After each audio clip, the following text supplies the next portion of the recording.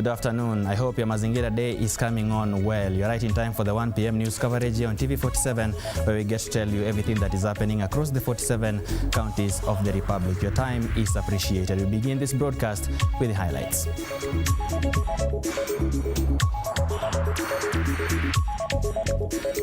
Coming up at this hour, a section of Mount Kenya leaders call for calm ahead of Deputy President Rigathi Gachagwa's impeachment trial at the Senate next week. Sisi wote tukiwa kitu kimoja, kwa sababu serikali yetu ni ya muungano, tuungane pamoja, tuombe Mungu aweze kutusaidia. Plus, Machakos County government says it will not pay striking medics who downed their tools this week, citing a raft of demands. This as residents bear the brunt of the industrial action. Also on the broadcast, a section of Kenyans turn up in various counties to mark Mazingira Day as Environment Cabinet Secretary Edan Duale urges Kenyans to take action in matters climate conservation. Kuweka mazingira yetu katika hali ya usafi. Welcome, my name is Samson Jura. Remember 22047 is our short SMS code. You can also reach us through our social media platforms at TV47 News on X, TV47 Kenya on Facebook, where we are streaming live this particular broadcast, as well as TV47 KE on Instagram and on TikTok. You can also tag me on my social media handles at OJ Samsons on across all social media platforms. We begin by leaders from the Mount Kenya region have called for calm ahead of next week's impeachment trial of Deputy President Rigathi Gachagua. Speaking during a burial ceremony in Bere South Sub-County, Embu Senator Alex Mundingi said the country should remain united no matter the outcome of next week's impeachment motion. Following his ouster this week by the National Assembly, Gachagwa's fate now lies at the hands of 67 senators. Gachagua stands impeached if his trial, to be conducted on Wednesday and Thursday next week, is supported by 45 senators. Over the years, she taught at many schools. Yangu ni kuambia watu wa Kenya, wakati huu ni wakati wa maombi. Sisi wote tukiwa kitu kimoja, kwa sababu serikali yetu ni ya muungano, tuungane pamoja, tuombe Mungu aweze kutusaidia. Ile kitu iko saa hii iko mikononi ya senata 67 na wao ndio wataamua itakuanji katika mambo ya deputy president. Kwa hivyo watu wasiwe ni watu wa kuongea mbaya ama kupigana ama kuleta foronjo. Ile kitu muhimu ni wampee Senate, kwa sababu ni nyumba ya juu, uweze kuamua ndio ukute mambo haitakuwa na shinda. Elsewhere, the Machakos County government has now vowed they will not pay striking healthcare workers who downed their tools on Wednesday this week, following the elapsement of their 14-day strike notice, which expired on October the 8th. Addressing the press at Governor Ndeti's office in Machakos shortly after the commencing of the strike, Machakos County Public Service Board Chairperson Albanas Mutisia decried of the loss of about 77 million shillings in the devolved unit incurred during the previous strikes by the healthcare providers. At the same time, he explaining the decision has been underway and that some matters have been discussions have been underway and some issues have been sorted, and the only thing that remains is about promotion. That our medical officers went in support of their colleagues, hence their grievances because they never worked for over 50 days. And when they came back, the county government paid them full salaries for the days they never worked. The reason that we paid was caused by an agreement, the one we call return to work formula. Therefore, it was agreed as they come back to work, they should be paid. Now the county government is concerned that anybody going for what we are calling go slow or a strike thinks that he will be paid when he comes back. That will not happen. There have been promotions of healthcare professionals conducted in years 2021, 2022, and 2023. Ladies and gentlemen, for avoidance of doubt, I want to repeat that again. that some of our members of staff have gone for quite a long period of time without any promotion. But for the last 3 years, we have consistently promoted members within our healthcare. Moving on, human rights activists in Narok town have decried police reluctance to bring to book culprits of murder after tens of people were killed in the town in the last 1 month. Led by Professor Meitei Dapash, an activist who also lost his son in the mayhem, the activist wondered why 3 people who had been arrested in connection with the crimes were released from custody without being charged in court. Dapash alleged that there was enough evidence to link the 3 suspects with his son's murder, as there was CCTV footage showing the 3 chasing his son towards the dark area, and hours later he was found murdered a few meters from the spot. Dapash, who had vied for the senatorial seat but lost in the last general election, called for quick justice, threatening to mobilize people to demonstrate if nothing is done. Another activist, Busta Kisio, also blamed the police for taking too long to arrest the criminals and prosecute them in court of law. He said many families had lost their loved ones and left crying for justice, yet the police were reluctant in arresting the criminals. However, Narok Governor Patrick Ole Ntutu, while addressing Narok residents in Narok town, said security had been beefed up after the killings. Ntutu, who was accompanied by Narok County Commissioner Kipkech Lotiatia, said all criminals who had committed the murder will be arrested and jailed. The reason there has to be a fairly reasonable yes. There was no evidence.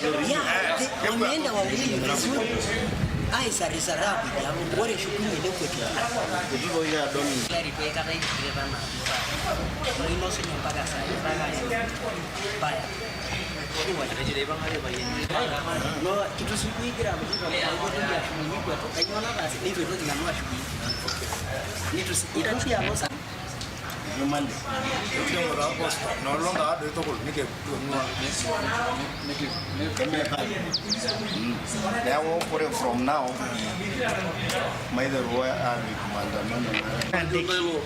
What you know? Pressure.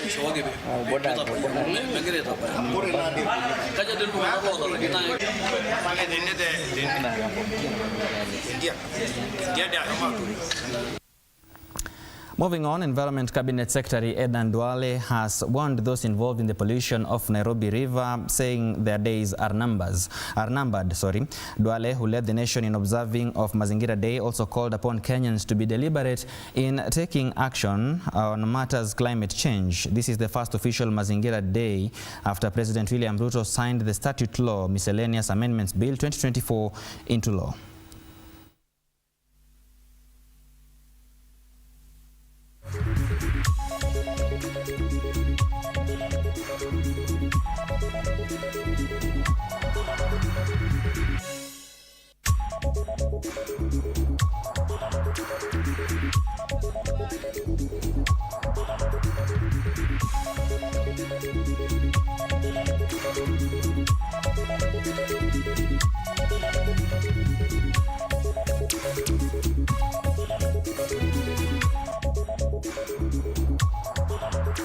Still on Mazingira Day, more than 2,000 residents from the coast region have joined Kenyans in commemorating Mazingira Day by walking for 30 kilometers along the newly built Dogokundu Highway.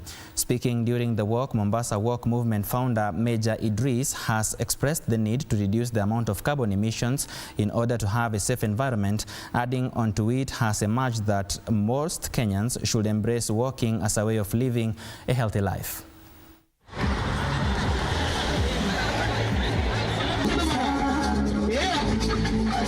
The idea was today to celebrate the Mazingira Day, not only by planting, by walking, so that people can reduce their carbon production.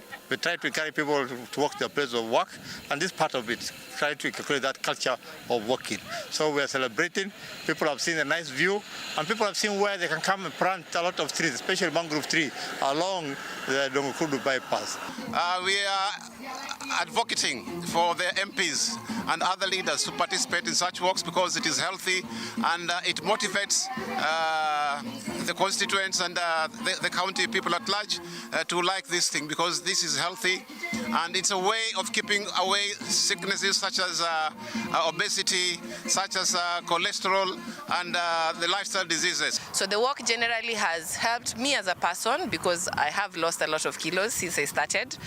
And one thing that I remember is the doctor once checked my heart rate and my heart rate was really low. And when I told the doctor that I walk a lot, the doctor told me then, your heart rate is that of an athlete because you are very active. We should take care of the environment because it's not about us, it's about the future. Many years to come, we found this world and this planet doing well. We should leave it the way we found it, in a better place for our future generations. So we should look for our environment, plant many trees, and make sure the carbon emissions is reduced across the world.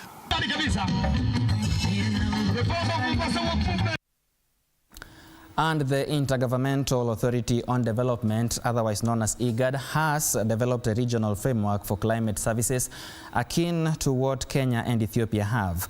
IGAD Executive Secretary Dr. Woken Gebeyehu says the development of this framework outlines a clear structure of accurate climate services to all who need it. He said this will go a long way in ensuring the climate information reaches people in a format that is understandable and actionable.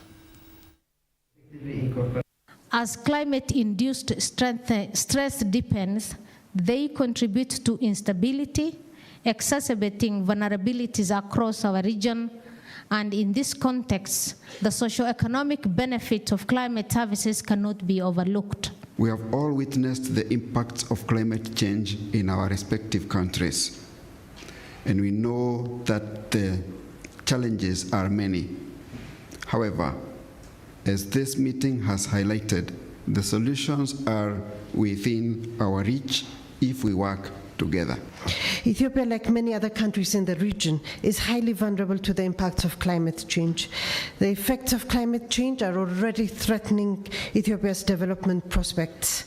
The severe droughts that we have recently experienced have had devastating impacts, especially in arid pastoral areas.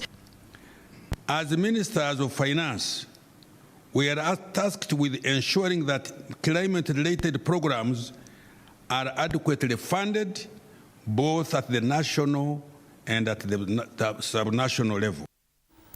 Kenya has joined the global community in celebrating World Mental Health Day. The day aims to prioritize the well-being of individuals suffering from mental health conditions. This year's theme focuses on prioritizing mental health awareness in the workplace.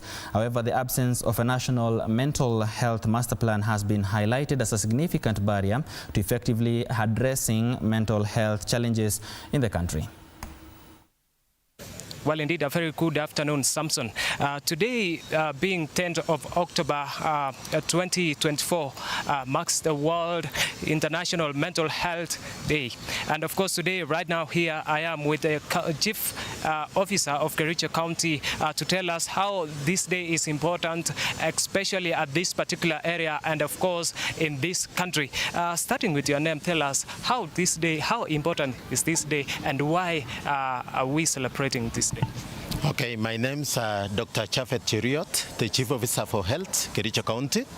Today, we are commemorating the International Mental Health Day, and we have lined up a line of activities across the week, including mental health talks in our schools. We have done several outreaches, and we are culminating today by we have done a 6-kilometer walk, and we are having a meeting, a mental health awareness meeting at the Kapkatet Market. The aim of the meeting is to create awareness about mental health in our people, so that we are able to treat mental health cases early enough. We do prompt diagnosis, and we ensure that mental health services are available to our people. And of course, perhaps maybe in a few to give us your view in regards to stigmatization. Perhaps maybe people who are suffering from mental health problems. What are the mechanisms you have put in place to ensure that there is a reduction of stigma surrounding mental health?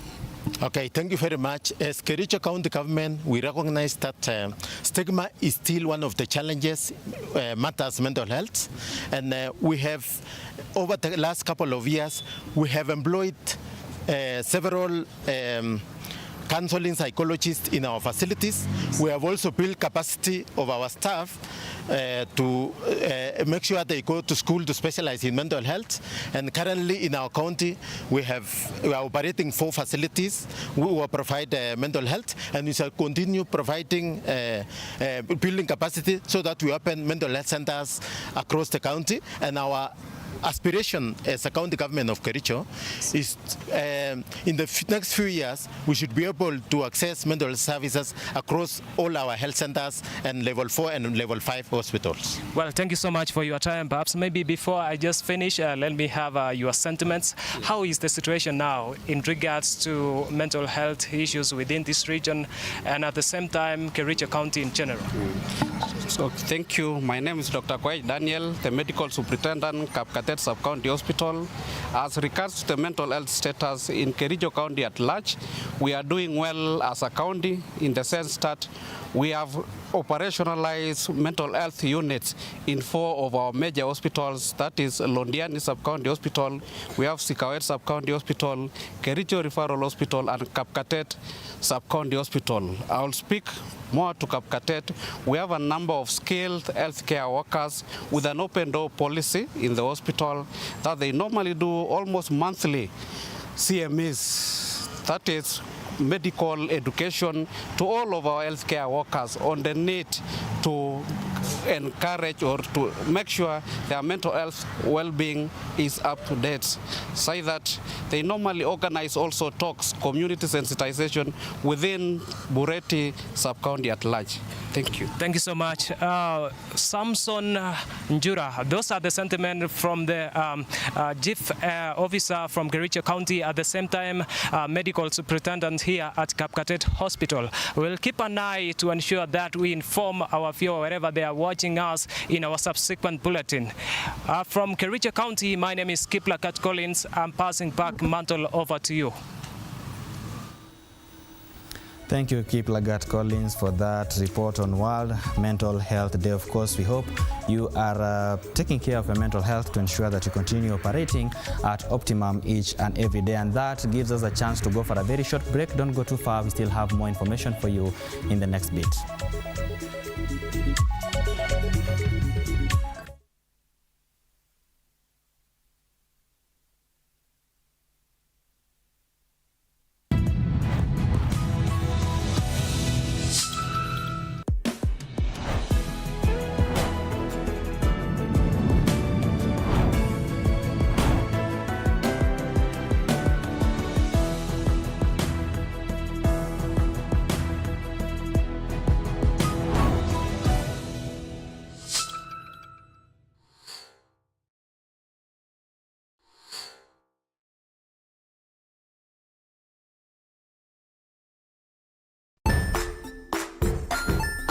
Hey there friends, welcome to Kids on the Block, where fun and imagination come alive.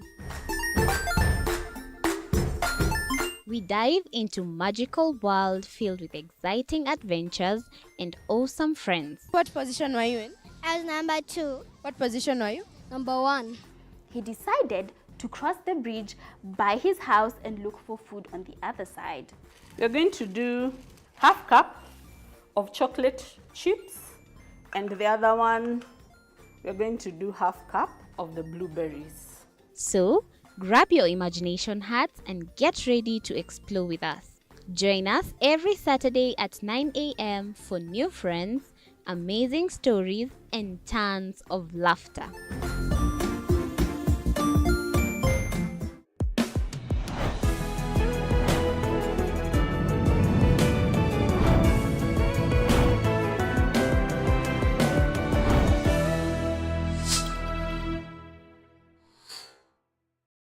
Join us as we explore the journeys of those who defy the odds and break barriers. We dive deep into the stories of triumph. Sometimes when parenting a child with a special need or whatever disability, a family like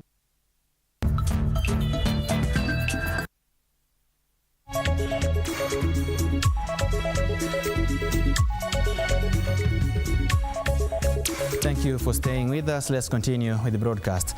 Local leaders in Kitui are intensifying efforts to address the ongoing tribal clashes along the Kitui-Tana River border. During a security meeting led by MCA Dominic Mwamisi of Mudha Ward, the leaders urged the affected communities to remain calm while the government seeks a lasting solution.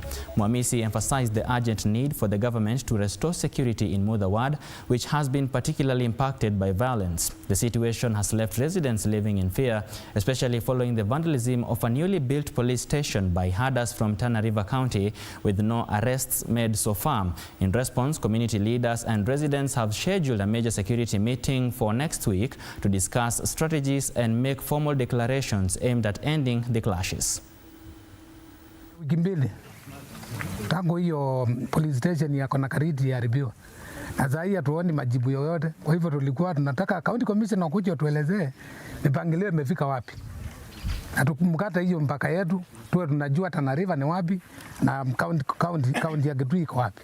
Ni kitu ya kushangaza kwamba polisi ambayo inaitwa Konakariti tumejenga kama county government ya Kitui iliharibiwa na majangili for a whole week. Kama serikali hajaifika hapo, sasa ni wiki mbili hakuna polisi mmoja ashaifika pale akaona nini inaendelea. Kwani tuko nchi gani? Hatuko nchi. Sisi kama si wale viongozi ambao wanachochea wengine. Wa viongozi wa Tana River ambao wanapita wakichochea wananchi wakiwaambia hii ni nchi yao, ilihali wanajua kabisa hakuna nchi yao. Hiyo police station ilipojengwa imekaa pale karibu miezi 7 ikiwa na polisi wawili, and there's nobody who has ever vandalized that police station. Ni nini ilifanyika baada ya mkutano wa tarehe 22 pale Kalalane? Ni nini watu waliambiwa wakachochea wakaenda kuharibu police station ambayo inafaa ichunge watu wa Kitui na ichunge watu wa Tana River? Ni lazima serikali ya Kenya. Moving on, the national government is committed to working together with county governments to provide inmates with work opportunities in a bid to decongest prisons. Speaking during a visit to prisons in Laikipia and Nyandarua counties, the Principal Secretary for Correctional Services, Salome Muhia, emphasized the department's commitment to partnering with county governments in sectors such as agriculture, trade and industrial development. The department is also introducing probationary services to focus on petty offenders by engaging them in community services and projects within the counties. The inmates will contribute labor to the counties, including planting trees and town beautification projects such as installing public pathways in Rumuruti, Nyandarua and Nanyuki. Today we have decongested the prisons and released at least 30 out of the bigger group of 132 inmates that we are releasing to the county government to work in the tree planting area, to clean markets, to clean toilets, to paint, to do a lot of work so that they serve the community as they serve their sentences outside, in a whole of government approach, with the national government working with the county government. And this is something we are going to do routinely, and we've already agreed with the Chief Justice that the decongestion process, particularly in this service week that is coming in, the judiciary will continue the decongestion and give community service orders, and these people will be released into the county government, and the county government will assign them duties to work also in schools, in hospitals. That way we manage the numbers in prisons. Secondly, the victims are vindicated. Thirdly, the county government benefits. There is development. They can plant trees, they can plant flowers, they can landscape the county government, and that is in the whole of government approach. On to matters education. In a bid to transform early childhood education in Homa Bay County, the Homa Bay County Governor Gladys Wanga has launched 163 classrooms repaired in the last 90 days across the county, in an initiative that aims at improving dilapidated classrooms with modern ones, in a bid to improve learning environment for the students while fostering educational success in the county. We are launching 163 classrooms across Homa Bay, ECD classrooms across Homa Bay that we've done over the last 90 days. So we had a rapid results initiative called the Ondoa Kaunda program. It's a rapid results initiative that we began officially on 10th of July. And today, 9th of October, we have done all the classrooms. Learners seeking global placement received healthcare education during their Career Open Day at the CM Institute in Mudangari. The training will provide an opportunity for participants to explore the Institute's innovative approach to healthcare education, which blends theory, practical skills, and international placement opportunities. Attendees will discover comprehensive training programs, including healthcare training programs designed to equip nurses and allied health professionals with the skills needed to excel in the global healthcare sector. Expert team will provide detailed information on course requirements, application processes, and career prospects. Examination center for embassy approved and accepted language certificates that the people can apply for a visa to come to Germany, Austria, and Switzerland to make the career there. And we only can say we are proud to collaborate with CMI. I only can ensure and encourage everyone, come to Europe, come to Germany, come to Austria, come to Switzerland. We need you. Our economy is still strong, but we tumbling more and more in a desperate situation. We need young, skilled